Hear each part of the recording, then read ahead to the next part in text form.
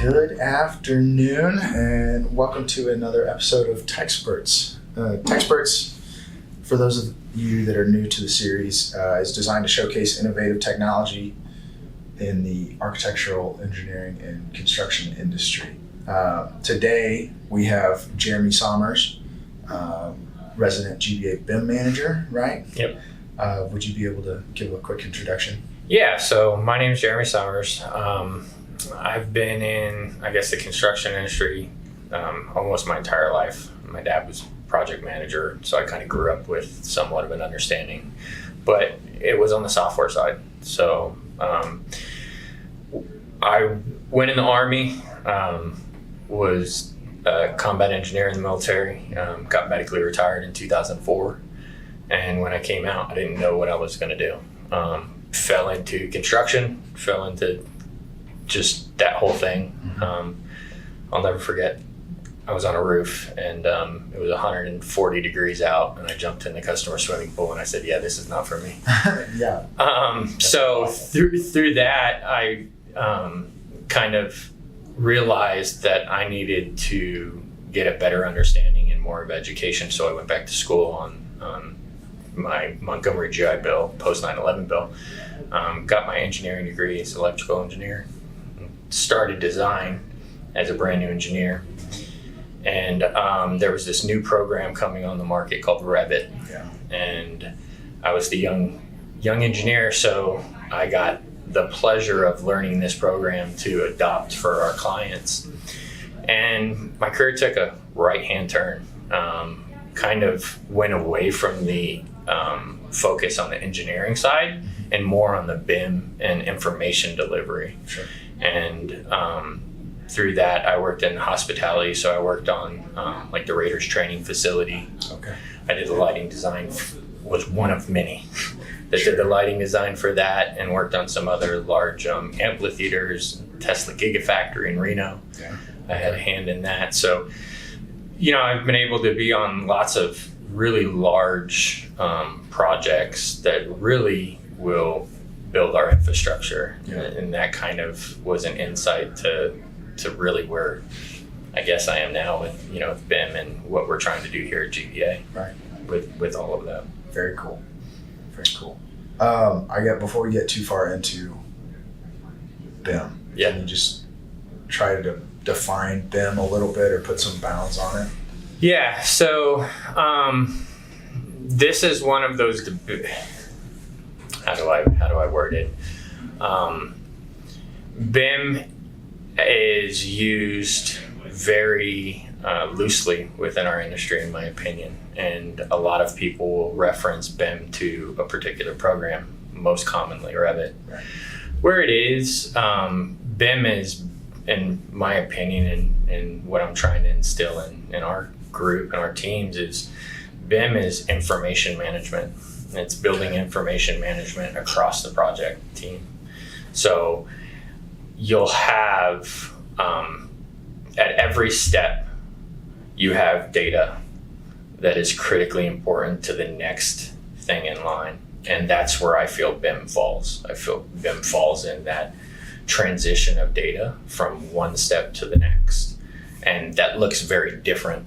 And when you go across, especially with us and all of our groups, and what is critical at one point might not be critical at the next. Right. And I try to explain it clearly to my engineers and my design staff that think of it like this, that there's three things that ever go into a project. And there's only three things when you break it down.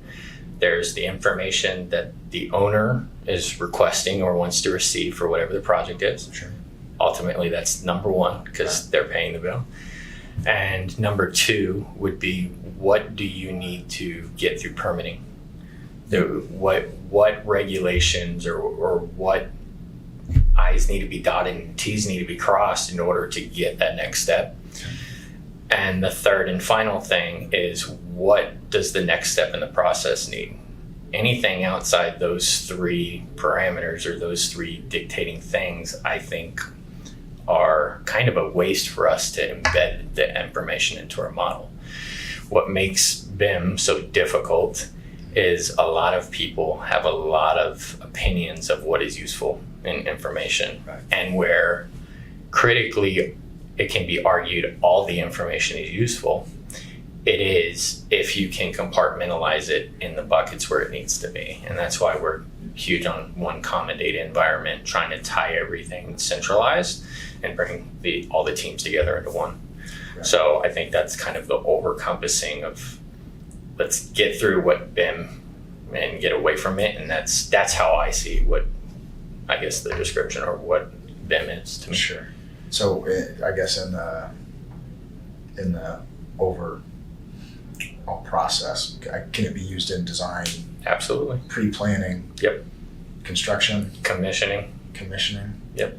Okay. It can so, and that also helps every step of the process be better when you work that way. For instance, we have a situation right now with a project. We actually went and scanned that entire facility and we built a 3D model off of it. And so we used our equipment to capture millions of points of data. Sure. And then we converted that points of data to logical 3D elements within Revit, is the program that we use for the 3D modeling. Building that information into that, when we went to compare it to real world or what the paperwork said that should have been there, Sure. we immediately found that there were two conflicting items. Oh, So okay. what do we believe? Do we believe the paperwork and what the engineers say should be there? Yeah. Or do we believe our eyes in the actual scan? So that's like getting that next level of information management and identifying that stuff earlier on saves a lot of rework. If we wouldn't have done that process at the very beginning, there's a chance that we would have gone through an entire design, IFP, IFC, Yeah. all the way to construction, and then all of a sudden we get an RFI from the field and the project blows up. Right. And it gets put on hold for 6 weeks while we have to work through it. Well, we were able to identify it earlier Yeah. by the technology. So that's one of the ways enhancing BIM or utilizing technology and information earlier on in the design can really save on the overall project scope. Right. That is actively something that we're dealing with right now. So I think that there's a lot of avenues there for how we need to identify what information is important at different levels and who is that information relevant to, who's it critical for. Yeah. Sorry if that doesn't fully answer kind of what you're looking for. No, Okay. it makes sense. It makes sense. What are you saying you're going out and scanning an existing facility? Hmm. Is that LiDAR? Yes. So we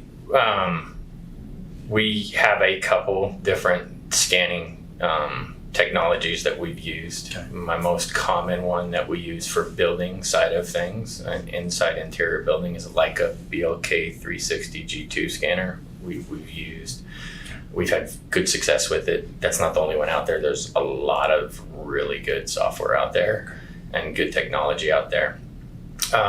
It just works with our workflow, Mm-hmm. right? So BIM, and I think the failure for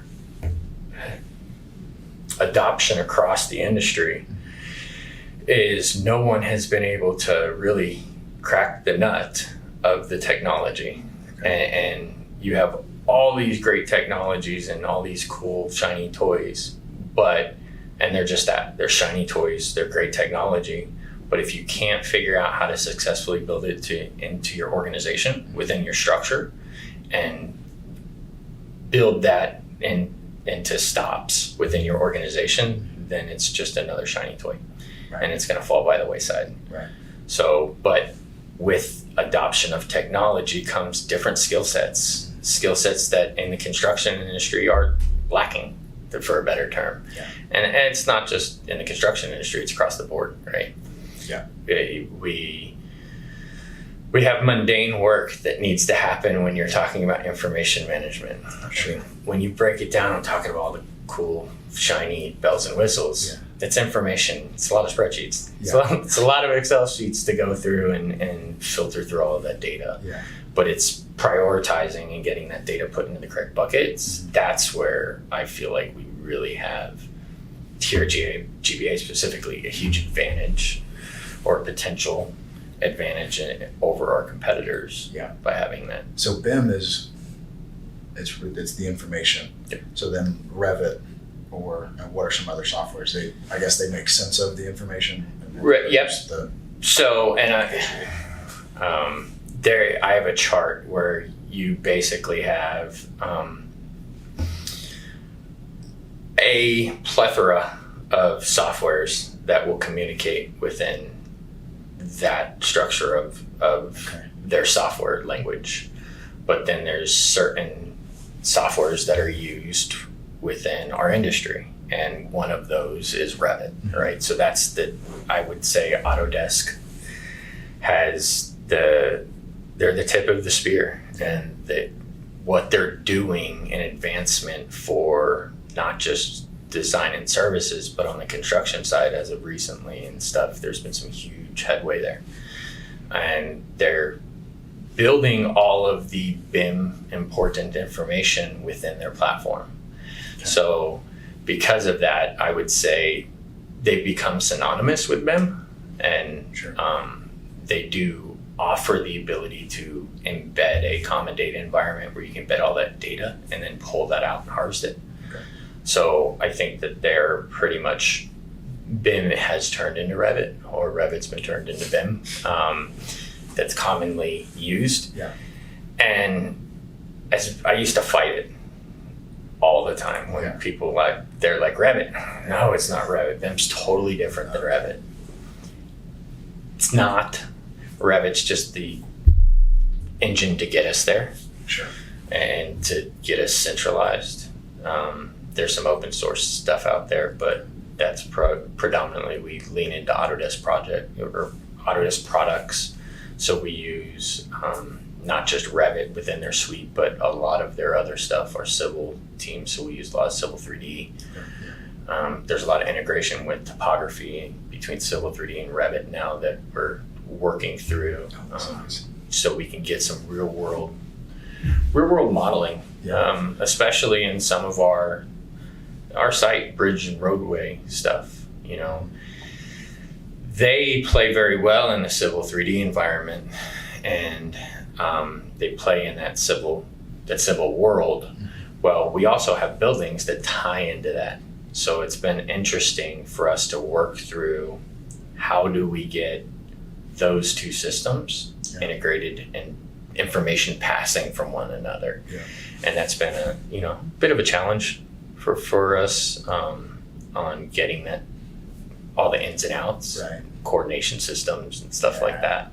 So it's been a good learning curve for sure of what we've done there. But yeah, ultimately it's tying everything together. Yeah. And Autodesk has kind of held That's got to be huge to being able to pull site information and put it all in one model with the building. And yeah, it really is. It saves a lot of hassle. A lot of hassle. A lot of yes. Yeah.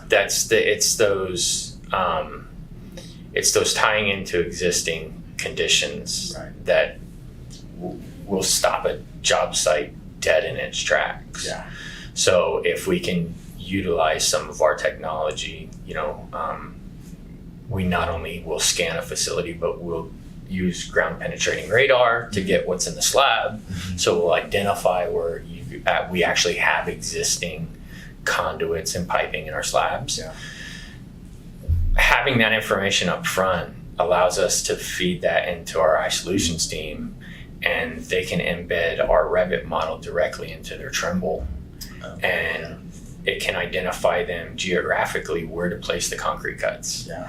And if we've identified everything to make sure we're clearing all conduit, clearing all piping, clearing all footings for whatever remodels need to occur, we can ultimately save a bunch of time and stuff by mistakes, field issues, right?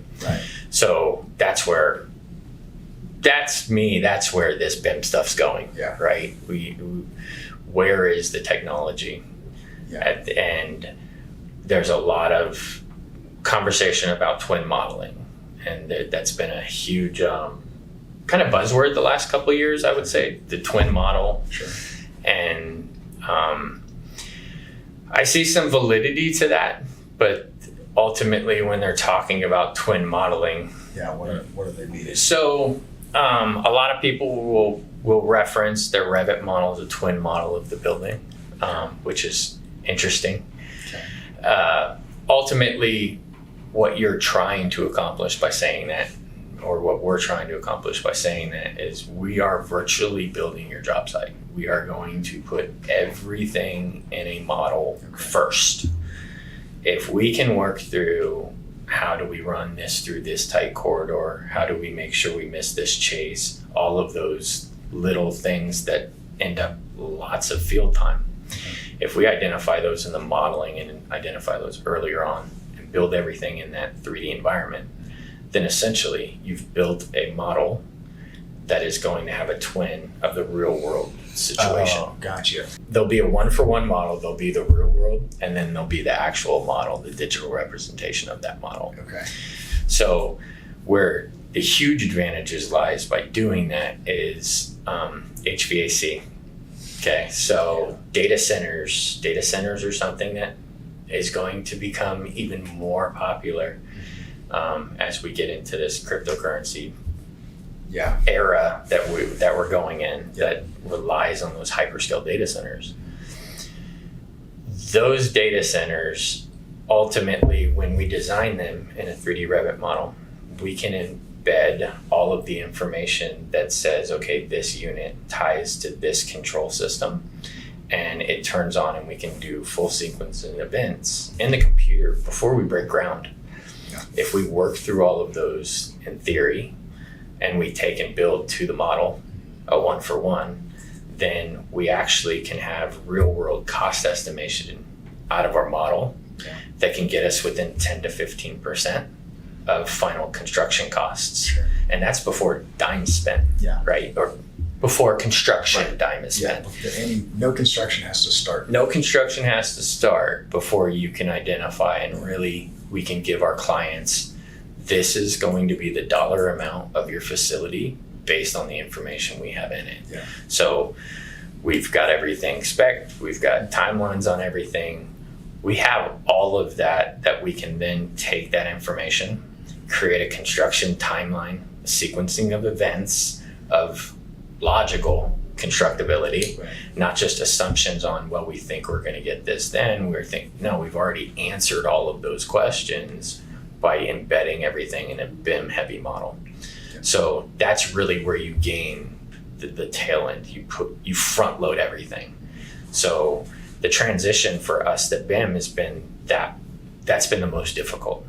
The knowledge gap or lack of understanding that we need questions answered earlier than in, I'm going to call it historical construction days, right? Yeah. So it's just, there's a shift in everything. And the shift in the industry is, with that, we just learn from our past. And when we make a mistake or we learn of a subset of information that's critically important on the success of a project, a lot of times in your infancy and newer stages, you're not finding that out until construction. Right.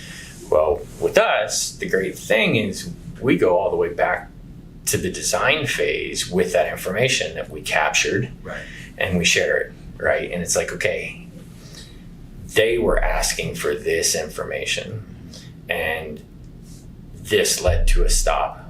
Let's get in front of that and provide that information early on. And make that kind of a standard practice that we supply that information to us, to our builders, right? And it's like, we don't always work with our own builders, but the advantage is our builders are asking the same question any other builder out there is going to be asking, or should be asking, right? Right. So if they're asking it, chances are other people are going to be wanting that question as well. So with BIM and everything, I think it's probably pretty easy to start with a new build. how do you start with an existing building? Yeah, that's kind of been proposed that way. It's good. Yeah, in a new build, I guess I've never actually sat and actually thought about. You're absolutely right. In a new build, we've got our templates and we've got our baseline that we've historically worked on over the years, and so we have a kind of clear path. With an existing facility, the waters get muddied quite a bit. Yeah. Right. So I think it's a case by case basis when we're dealing with an existing compared to a new build. And that's also the tightrope I think I walk regularly, is especially with those existing buildings. We go into facilities and the clients that hire us might hire us for a particular area of a facility. But as we are documenting or translating their document from traditional 2D CAD to 3D modeling, our scope of modeling or scope of work might be more beneficial to spend a little more time modeling out the building, even if it's outside of our scope of area of work. Right. And those are, I think, some of the struggles we deal with in identifying what does that look like, or especially right now at least, what does that look like when we are dealing with an existing facility? Yeah. I feel that you need pertinent information to the scope at hand, but then there's other site logistics that need to be understood, or at least kept in mind when we're going into an existing facility. And I'll use an example for electrical. Sure. When we're going into an area and we're just doing a redesign and we've got some electrical work, chances are we're tying back to an existing panel or location of facility. Maybe we're adding load, but let's just say hypothetically we're not. We're just making a change. None of the other disciplines care or need to even worry about where the electrical room is, how far of a run do we have to do. In that particular situation, if the scope of work was just for this area, scope creep can happen very, very quickly with electrical going into a Revit world, because now they're actually having to model and get information embedded that's outside of what their traditional scope was. Yeah. And I think that's something we're learning through. Yeah. And I think that there's going to be a process of what does that look like. That's where working with project managers earlier on to really identify, okay, what is our end goal? What's our end result here? Are we building a model? We build models before our clients ask for them, because we're being good stewards, because we know if we work forward for our owners, when regulations from like the National Institute of Building and Science, when those come, we're prepared for them. So I think it's we work forward to try to be in the best position that we can be for our clients when regulations come into play. Sure. But I think existing modeling or identifying that is something that we're still trying to come up with a good solution that I think, but is definitely more difficult and a lot more time investment up front to identifying those existing things and getting that information in the modeling that we wouldn't typically be used to in the traditional construction ways without BIM. Sure. A lot of, we'll figure it out in the field. Yeah. And figuring out in the field historically leads to, that costs a lot of money. Yeah. So, especially like you said with electrical. Yep. Yeah. So a lot of money with electrical could have been left on the table or missed, especially if we're talking about some type of run back to a certain part of the facility. Now we have a voltage drop issue, so now we actually have to upsize the line, and we have to. So the trickle effect of that, knowing sooner than later, is critical to the success of the build, Yeah. in my opinion. Yeah. But yeah, existing versus new, that's a good one because new kind of hits out the gate, right? Yeah. We have a new project setup request come through, and me or my team, with a matter of minutes, you have a project set up. Right. Yeah. Let's bring it to an hour, right? So within an hour, you've got a project set up with everything, typical sheet set up, all of that out the gate. When you have an existing facility, it's never that easy. It takes you 2-3 hours just to get your head around, okay, what do I have? Yeah. What's the front load setup? And I think that you bring up something that I need to probably point towards a little more. Thinking through it, that there needs to be, if it is existing, there needs to be more front load time for project setup than something like a new build. So, thank you for that one. Didn't mean to try to cause more work for you. No. Look, it's funny. I'm always busy. Yeah. Always busy. Yes, you are. It's a good thing. I knew what I signed up for no, I didn't. I'm totally lying. I had no idea what I signed up for. Right? But I see where we're going. I see the potential, and I see what we're doing with it already. The technology and stuff, and AI, the advancement of AI, just the utilization of AI on a daily basis. I can't speak for you. I use it every day. Do you? Every day. I'm using AI every single day. I didn't make the jump here. No. It helps, and this is also my cautious with AI. Please be very cautious with AI. AI is a great avenue to get us from step A to B faster, but it does not take the place for knowing how to get from steps A to B. Oh, sure. And I think that that's where the companies that are going to misuse AI are going to really get shot in the foot, or they're really going to fall by the wayside because they're going to put all their eggs in the AI basket, which is great. There's some advantages of leaning into it, right? But when you put everything there, if a system goes down and you don't know how to work around that, you basically built in an issue within your organization. Yeah. So even though I regularly push AI to be used to speed up the process of laying out certain stuff or whatever the teams decide they're going to venture down that road to use, I want them to make sure and they have the ability and avenue to get from A to B without that. Okay. But so as long as they can show me that they can get from A to B without it, but they can improve efficiency by going and using it and training people how to use it, like that's also something different than us. We don't have your typical BIM staff. If you look at our competitors have sometimes 5 to 10 BIM support for 25 to 30 people. That's a dream. Here it's not anywhere close to that. So we're building a team. We're still young. We only have a few.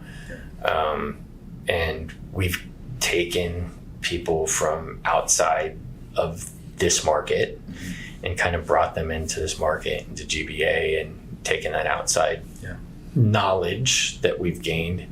And okay, how do we build that into our culture here? How do we work it within our workflows and our procedures here? And it's been, in my opinion, very successful over the last couple of years that I've been here. I see a huge shift and change for the good. We got a long ways to go. Sure. I think in the next 5 to 10 years, I expect my group to grow by potentially 5 to 10 people within that support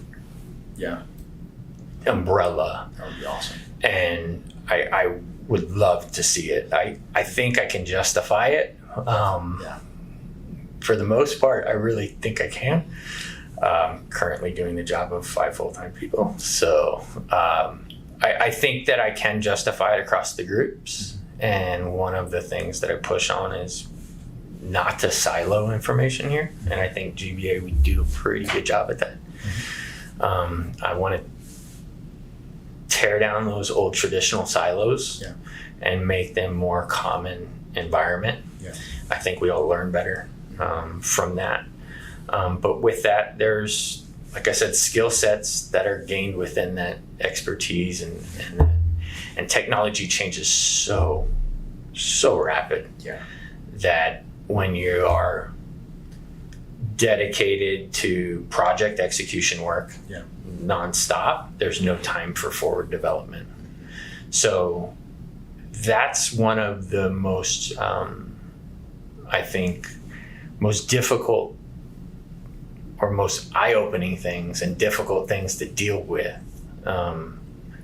BIM being a new discipline within GBA is how do you balance the two, right? Because ultimately you have to have the project execution work to go forward, and that's where the pay is.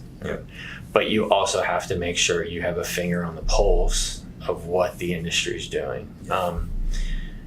What I do on a daily basis today isn't even for the exact same job would be isn't remotely close to what it was 10 years ago. Just the day-to-day operations or the day-to-day of execution of work is so incredibly different than it was 10 plus years ago when I started getting into this stuff, that it's crazy. And with the adoption of AI, it's also taken BIM, it's taken BIM staff roles. It's taken jobs from that discipline group. So you have a huge shift of the technology and a huge change in what does that look like. Now, I say take those roles, those jobs aren't gone. Those jobs got actually elevated. So the skill sets of the people that are working in that, if you take a traditional CAD designer, and there's plenty of people out there that understand what I'm talking about. When we go from that traditional CAD work, 2D drawing, we used to write Lisp routines and all of these things to programmatically lay out tags and do all these things within CAD. And that typically a BIM technician would be doing as well. That role now has went from 2D to 3D. So now instead of writing Lisp routines, they're writing Dynamo scripts. They're actually writing C+ code. They're running into computer programming.